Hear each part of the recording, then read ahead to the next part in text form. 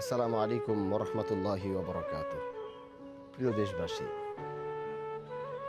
যেখানে তাকাই, যেখানে দেখি, যেখানে শুনি, যেখানে ঢুকি, বারবার একটা নাম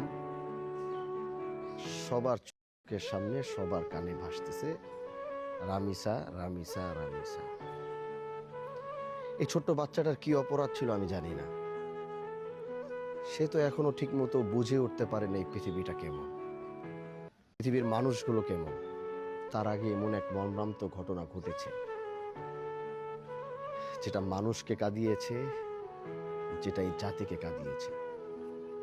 আমি একজন সংসদ সদস্য, বর্তমান সরকারের একটা পার্ট ধরে নেন। এটা আমার জন্য লজ্জাজনক।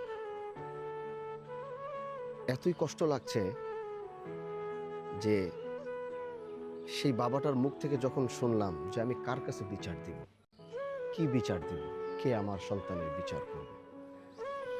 আমি লম্বা কথা বলার জন্য আর লম্বা ভিডিও করার জন্য আসিনি। আমি জনাব তারেক রহমান প্রাইম মিনিস্টারকে একটি কথাই শুধু অনুরোধ করতে চাই।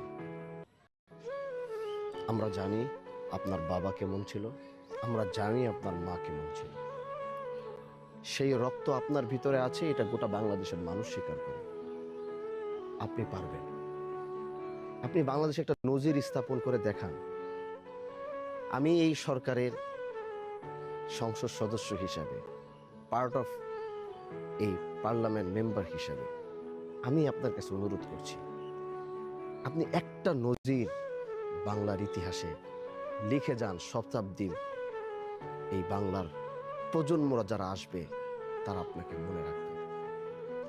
আজও পর্যন্ত একটা ধর্ষকের বিচার বাংলাদেশে হয়নি, তাই বলে তো ধর্ষণ হচ্ছে।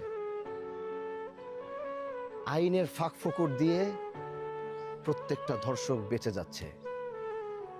আইনের ফাঁক ফোকর দিয়ে কিভাবে